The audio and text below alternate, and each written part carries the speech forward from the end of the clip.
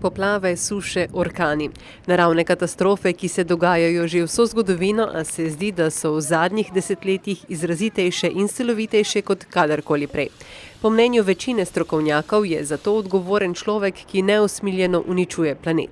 Kako ustaviti uničevanje Zemlje, je osrednja tema razprav podnebne konference, kjer udeleženci opozarjajo, da se čas za spremembe hitro izteka. I think clearly we need to rapidly reduce emissions and switch into a clean energy future, and it's not happening fast enough. There is some progress, but we need much more quickly. Also in things like land use, people don't think about it very much, but how you use forests is really important, and making sure we preserve forests, making sure that you eat a little bit less meat, more plant-based diets. So all of those things come in to play in order to get that urgency. Podnebni konferenci tokrat predseduje Fidži.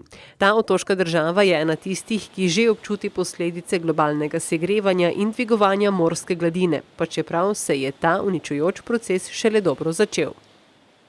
Sea level rise it's happening fairly slowly, so the melting of Greenland and Antarctic glaciers, that's a very slow process. It doesn't happen in 100 years. You need thousands of years for that.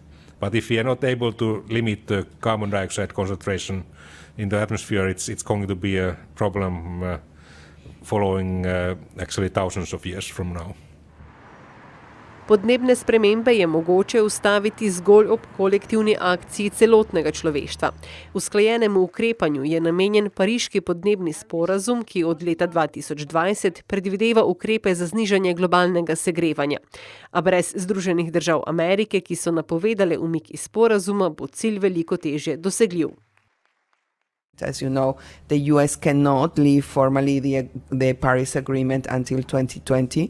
And while announcing their intention to withdraw from the Paris Agreement, they have also very openly announced that they will continue to participate in the discussion. So they are here, and they are part of the membership of the parties that have full obligations under the Paris Agreement.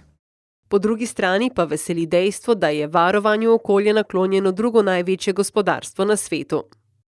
Let me congratulate what China is doing in relation to clean energy. It is what the world is expecting. So we do expect to have in this COP23 and also in the COP24 in Poland a strong leadership of China to mobilize action as a way to close the gap. Pariški sporazum o podnebnih spremembah, ki predstavlja temeljni dokument za boj s podnebnimi spremembami, je sicer podpisalo 197 držav, ratificiralo pa 169 pogodbenic.